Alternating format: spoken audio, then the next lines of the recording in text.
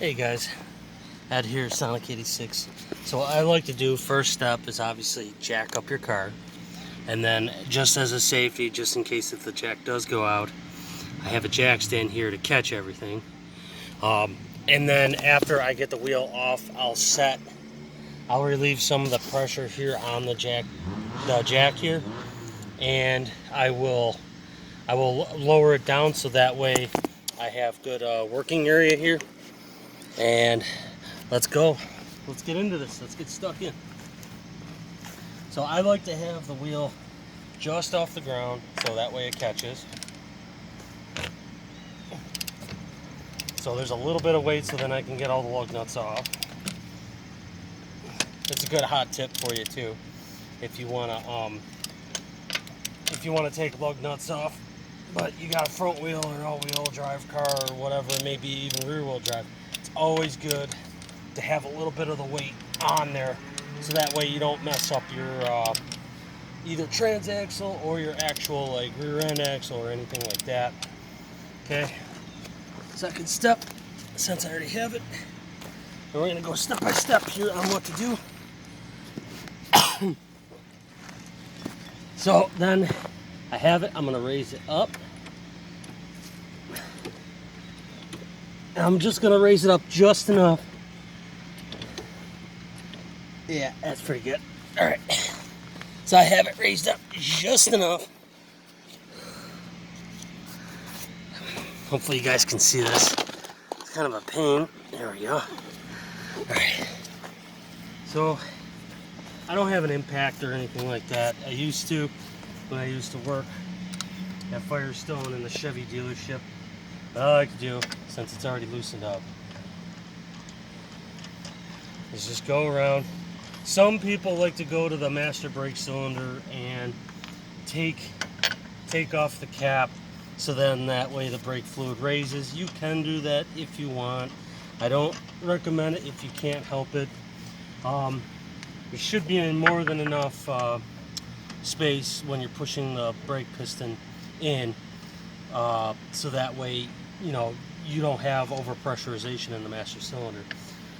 I mean, it is a good rule of thumb to I guess take off the master cylinder cap, brake master cylinder cap, and then relieve some of that pressure so that way the brake caliper piston goes goes in easier. But I mean, that's why I use a U-clamp. It's easier to do and it's a lot faster, because also too, if you take the master cylinder cap off, you kind of run into the issue of possibly getting air in the line, or air into the lines, because like let's say you got a little bit of a leak somewhere in the brake system, you open that cap up, you're going to get air pockets, and you don't want that. So I'm not telling you to do it, but I mean, I like to do it the quick and easy way, where I just keep the master cylinder cap on and then I just push the piston in. Or put the tire here. Ooh, a little crusty. I might have to work on a lot of stuff. Oh. Alright, let's see what I got going on here. So all I'm going to do is just lower everything just a little. Take some of that relieving tension off. And I'm going to have some of that relieving some of that tension still on the jack. Alright, so let's see what we're dealing with here. Hopefully you guys like this. I'm going to try my best here. Okay, so yeah, it's 12 mil for sure.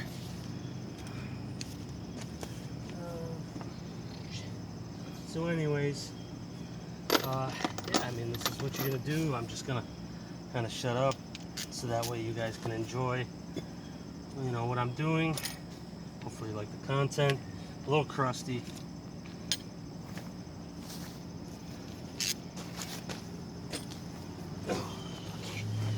Oh, I like good working area here. There we go, should be better. There you guys go. Okay.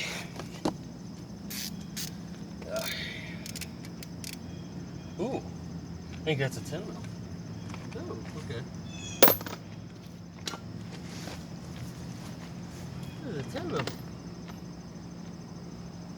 I believe it was. Yeah, that's a 10 mil. Oh, I thought it was 12.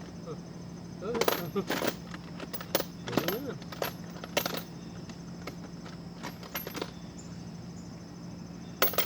Yeah.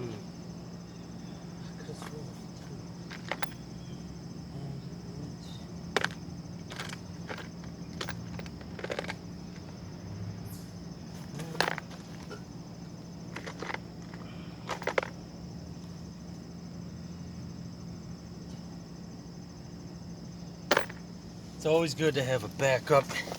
Couldn't find a 10 mil 3/8 drive, so I went with a 3/8 drive adapter to a 10 mil 1/4 inch. Hopefully it doesn't get damaged.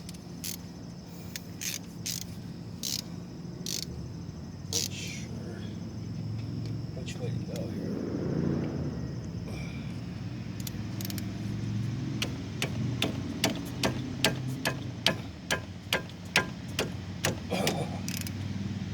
Oh, mama. Oh, yeah. Oh, that's good stuff.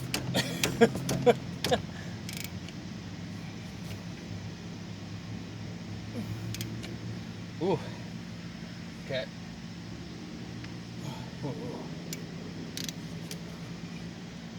There. Oh. Okay. Yeah, it's been a little bit. Cut me some slack, guys.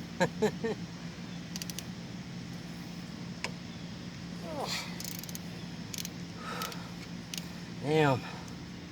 Wish this stuff wouldn't get so crusty. Alright, give me a sec. Gotta readjust here.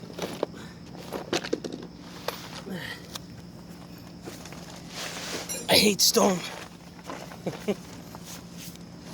Oh, God, I wish I had a brush.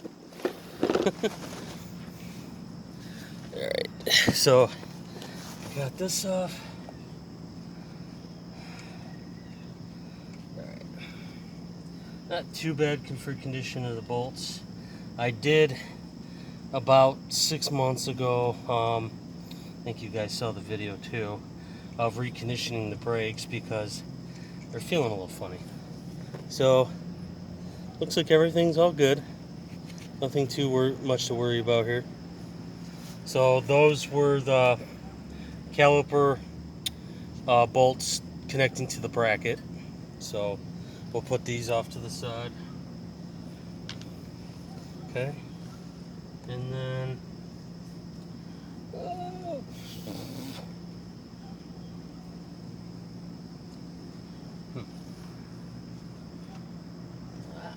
okay. So what I like to do, I mean it's been done, so I mean it's all right, but when it comes to something like this, it's always good to have like a pair of pliers or something just to kind of take the caliper off. And then you just kind of use as leverage. You could use like a regular style pry bar or something like that, but you always want to be careful where you're hitting. I like to kind of find a good leverage fulcrum point, and I just kind of roll with it.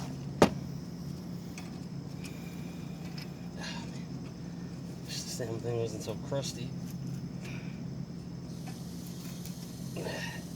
Not too bad a shape. Brake pads don't look too bad, but I know the rotors are just shot to hell. I mean, this has been on since I think 2019-ish, right around there. So I mean, it's time. It's time. I mean, you could essentially take, if you wanted to, the whole bracket off with the caliper, but I don't recommend it. If you had the top style slot brake pads, I mean, yeah, you could get away with that, but having like an inboard style here, you're gonna want to do what I'm doing right now. It is kind of a pain in the butt, I won't lie.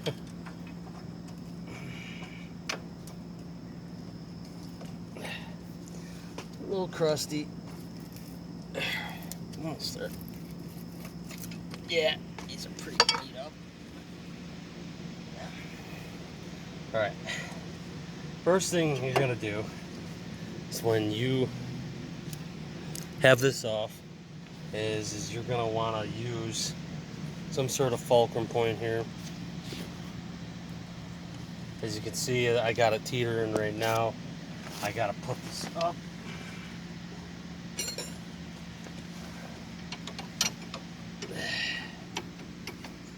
For now, that'll hold.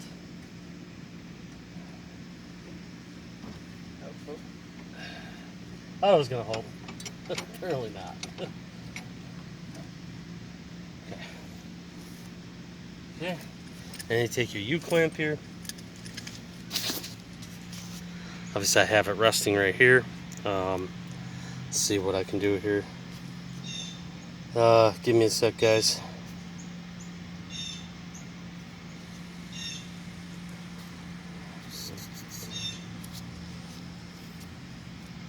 So, what I'm gonna do is I'm gonna disconnect